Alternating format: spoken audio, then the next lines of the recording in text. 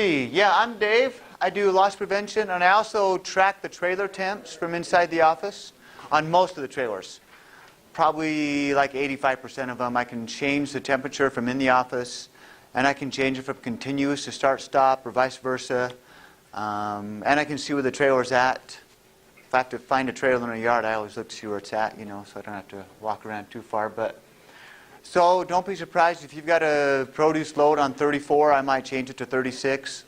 If you've got a -10 frozen load on continuous, I'll change it to start-stop to save fuel. We don't need to run -10 on continuous.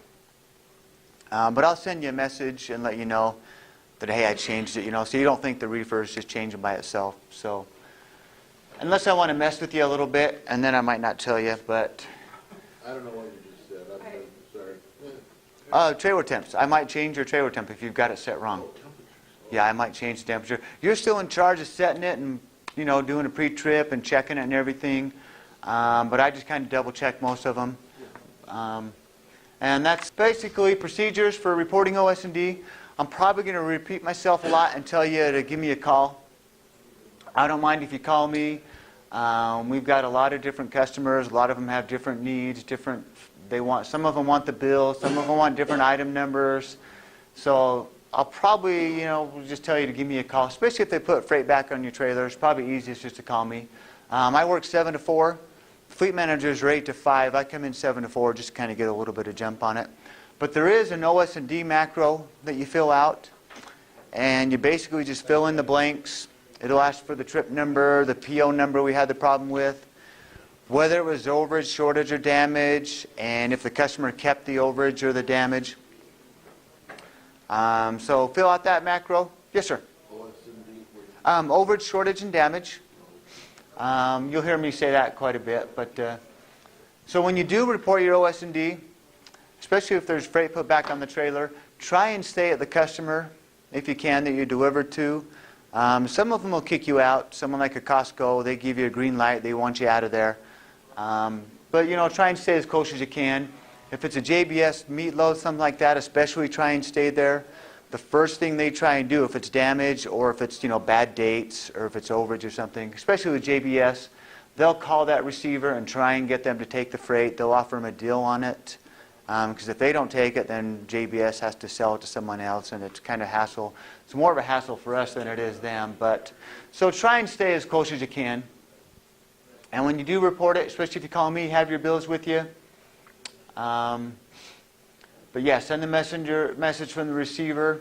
It's not very often it's from the shipper. It's pretty much from the receiver. If the shipper cuts the load, they'll usually mark it on the bills, and it's not a big deal. But basically, if you're pre-planned for another load and you've got product put back on your trailer, give me a call. Again, I work 7 to 4. And I'm never going to get mad and say, hey, why you call me? Why aren't you using the computer? I'll always say, hey, give me a call. Even if there's nothing put back on your trailer, you just got a question about OS&D, when you have it, give me a call. It might be Friday when you have OS&D, or it could be 2 or 3 months from now. So if it's 2 or 3 months from now, you'll probably forget that, we even had this. Heck, you might forget on Friday too. But if it's a couple months, you'll forget, this. So give me a call. I don't mind. But if you do have damage, and you got a phone camera, take pictures. A lot of customers like us to send them pictures. If you're not pre-planned, you can just send in the macro. You don't need to give me a call. But again, I don't mind if you do. Some customers only give us a small amount of time to call in a claim. So if you do have the OS&D, send it in right then. Give me a call. Some of the bigger customers, Hershey is a good example.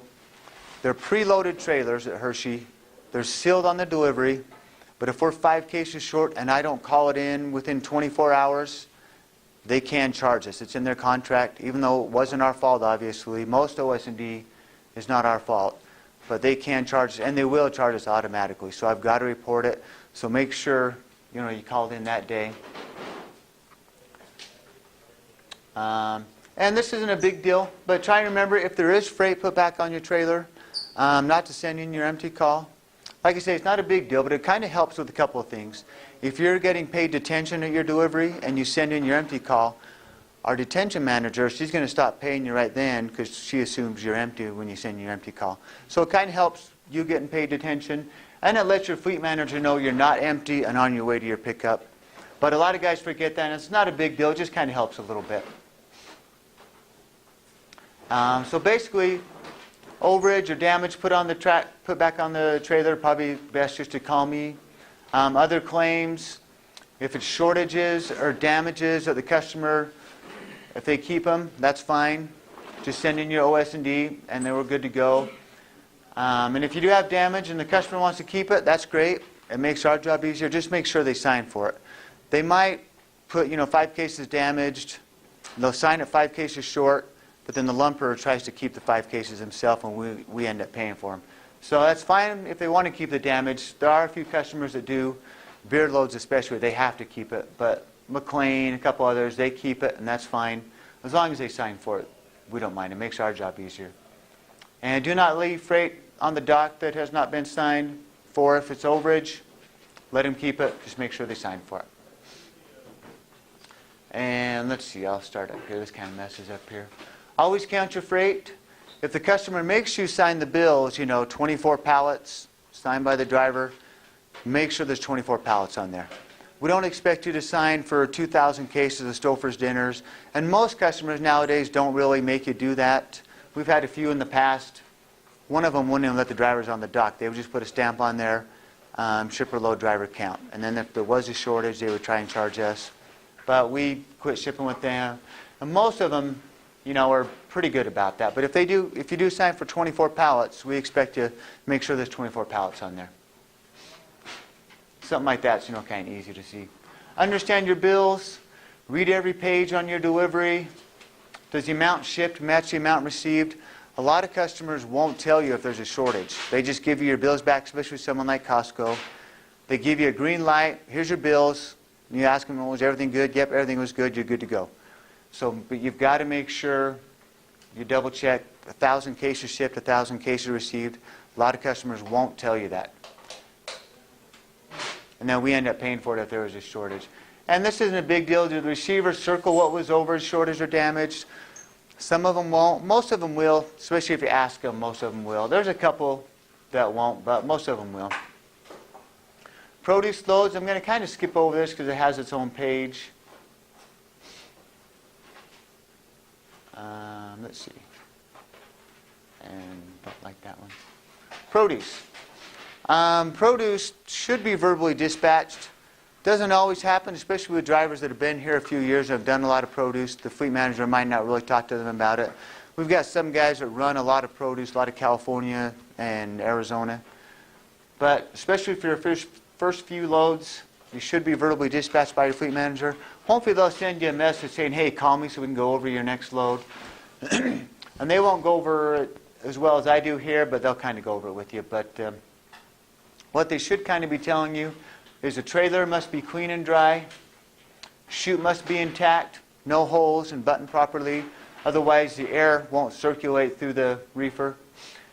And if it's not, if you do have problems, tell your fleet manager. They'll either take you off the produce load, get the reefer fixed, or they might swap out reefers. It kind of depends on where you're at. Make sure the reefer is working okay, pre-cool it, make sure there's plenty of fuel. You might be out in the middle of nowhere, loading up for a while. And this isn't a big deal much either. Most of the sheds know what they're doing. But make sure the product does not block the chute. If they load it up too high, it'll block the chute so the air can't circulate. Haven't had that problem in a while, though. But this one we do have a problem with quite a bit. But the temp for any produce load is never below 36. And this gets tricky because a lot of customers, they don't really know how a reefer works, and they will tell you, set your reefer at 34 or we're not going to load you. And that's what we do, but then we change it to 36 when we leave. And that's company policy. Nobody is ever going to get mad because you wouldn't set your reefer below 36. Customers don't understand that. Sometimes the bills, especially on strawberries, will say maintain a temperature between 32 and 34. But if you set the reefer at 32 or 34, it's going to blow 25, 26, 27 degree air into that reefer. And if that's coming out of the chute onto strawberries or lettuce especially if the lettuce is kind of wet, it'll freeze it just like that. So they don't understand that though. So if we run it on 36, Still blows pretty cold air in there. It'll blow 30 degree in there. But we've never had a problem at 36. And like I say, it's company policy. No one's ever going to get mad at you for setting it, at 36. Don't worry about that. Just the customers don't understand that. So we've never had a claim at 36. We have had claims at 34 a few times, especially with lettuce. So never below 36. It can go higher. You might get tomatoes or 50 or 52 and everywhere in between, but just never below 36. And that's something I catch watching the reefers quite a bit. Some guys will set it at 34 because the customer told them to, then they forget to change it to 36 when they leave. So I usually catch it the next morning though, and I'll change it to 36 and I'll send you a message reminding you. But they can go higher. But produce can get a little bit tricky. In case there is no load assignment temp, go off the bills. Produce can change a lot depending on what's ready at the shed or not. So Kroger might change the product at the last minute, or Walmart. That's most of our produce. So we don't know the temp when we dispatch you. So kind of go off the bills, talk to your fleet manager. Talk to your fleet manager, get conflicting info. One thing that happens quite a bit also, the first pick, you might have a couple picks, is 36 degrees on the bills. Second pick might be 42. So talk to your fleet manager, they'll talk to our produce guy, and they'll figure out the temp. They'll probably just, go with 38 or 40. It depends on what the product is. But we've got a produce guy been here a while. He'll probably make that call on his own without even talking to Walmart or Kroger. But call your fleet manager. If you do get conflicting information, they'll take care of it. Produce, we always run produce on continuous. I hate to mention this, but potatoes and onions don't really need to be on continuous, but everything else does. And make sure every PO is on the truck. Compare your pallets to the bills. If you get done loading and you've got half a trailer full of produce, we probably missed a PO. So, again, give your fleet manager a call. Let's see. Any questions on produce? Yeah.